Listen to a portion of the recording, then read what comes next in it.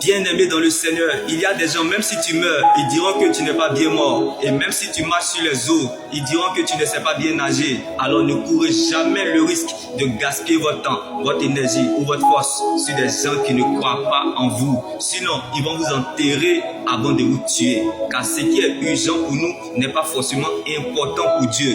Car Jésus n'est pas venu pour les cas urgents, mais pour les patients. Donc ta patience détermine la foi que tu as en Dieu. Donc vivre la volonté de Dieu, c'est aussi accepter de vivre sans réponse de Dieu à l'instant T. Même quand c'est le moment pour toi d'être rabaissé, accepte tout ce qui t'arrive et montre-toi patient. Accepte ce qui est blessé de Dieu, mais refuse de perdre sa présence. Car Dieu ne nous a pas promis une vie de facilité, mais il nous a donné sa présence. Donc ils ne pourront jamais affamer quelqu'un que Dieu a nourri. Le chemin n'est pas facile, mais il reste le chemin. Donc l'absence de prophétie sur ta vie ne détermine pas que Dieu ne marche pas avec toi. Si la prophétie ne vient pas, c'est parce que la révélation n'est pas encore entrée. Si nous sommes vivants en Christ, c'est parce que nous étions morts en Jésus. Donc un mort ne réagit pas, car le mysticisme a commencé avec Jésus. Nous buvons le sang de Jésus et mangeons son corps. L'ancien des jours, il fait même entendre les sourds et fait parler les muets. Tous les jours de ma vie, je m'étonne de ce qui se passe, car ce qui est visible aux yeux de Dieu n'est pas visible aux yeux des humains. Car Dieu ne regarde pas l'apparence, mais il voit au cœur. Tu ne connais pas encore le Seigneur, c'est le temps de venir à Jésus. À ceux qui aiment écouter ce qu'ils veulent entendre, comme certaines personnes, c'est lorsqu'ils font du mal qu'ils éprouvent de la joie.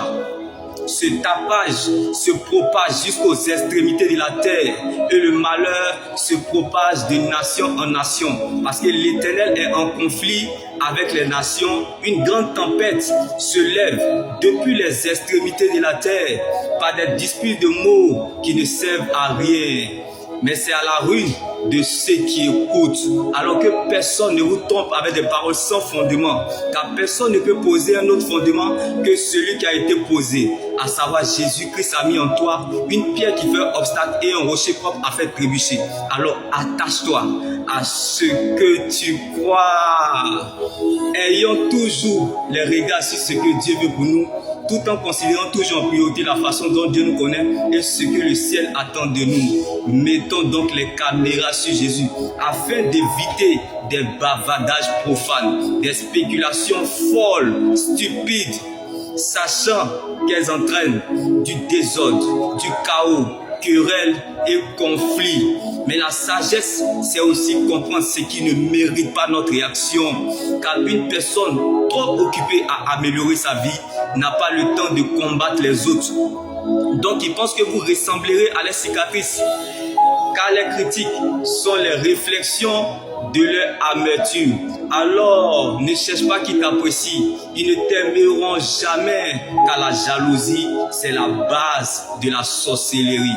Le diable essaie toujours de détruire ce qu'il ne peut pas avoir. Alors, bien-aimés, mettons donc les caméras sur Jésus et la vie dans vos années. L'action de Dieu sera votre réaction. Vous pensez qu'une personne heureuse va passer son temps à vous faire du mal? Parfois, il faut laisser l'injustice en paix, car le temps et la vérité nous déchargeront de toute injustice. Être en désaccord avec quelqu'un ne veut pas dire qu'on n'aime pas cette personne, mais on s'éloigne pour éviter les bêtises. Car, bien aimé, vaut mieux garder sa paix intérieure que de chercher sa raison. Vaut mieux perdre la gloire des hommes que de perdre la paix de Dieu. Donc les grands combats se gagnent dans le secret, car ce que Dieu fait pour nous dans le secret est plus grand que ce que nous regardons ou traversons. Si tu savais que ceux qui passent la longueur de journée à te rappeler tes péchés ou à te monter du doigt accusateur avaient eux-mêmes aussi de grands problèmes avec le péché. Toujours nous regardons le péché des autres en public, mais nous oublions notre propre péché dans le secret. Alors pour y arriver, changeons nous-mêmes avant de voir les autres changer. Car avant même que Goliath n'arrive, Dieu avait déjà prévu David. Donc la grandeur ne surprend pas les grands. Quand tu vois un Goliath, c'est parce qu'il y a un David qui est là. Donc tu es la preuve de Dieu dans cette épreuve, le David de cette situation. Je suis fier de vous, bien-aimés, dans les églises de Dieu, à cause de votre foi, votre persévérance, au milieu des tribulations et persécutions que vous avez supportées. Oui, cette épreuve est la preuve du juste jugement de Dieu pour que vous soyez trouvés dignes, bien-aimés, du royaume de Dieu, bien-aimés, pour lesquels, bien-aimés, vous souffrez. En effet, pensez donc à celui qui a enduré et supporté une telle opposition contre lui de la part des pécheurs, afin de ne pas vous laisser abattre par le découragement. Car lorsqu'il t'attend à la sortie de l'épreuve, l'arrivée est certaine. Donc tu as un témoignage quelque part, car le Dieu que nous servons n'essuie pas les larmes, mais il sèche les larmes. Donc ceux qui sèment avec la moissonneront avec chant d'allégresse. Tout ce qui t'arrive, bien-aimé, c'est pour qu'en toi tous puissent voir ce que Dieu est capable de faire. T'introduis quelque part, t'emmènes quelque part qui est mieux que là où tu as quitté hier. Donc ce qui t'a fait mal hier et te trouve aujourd'hui devient un témoignage pour toi demain. Ce qui te fait mal ou pleurer aujourd'hui sera la cause de ta louange demain. Donc ce que tu vis aujourd'hui, ce n'est pas ce que tu seras demain. Tu peux commencer de nulle part et finir quelque part. Car lorsque Dieu révèle un fait, il va jusqu'au bout de sa délivrance complète. Donc la fête changera des camps.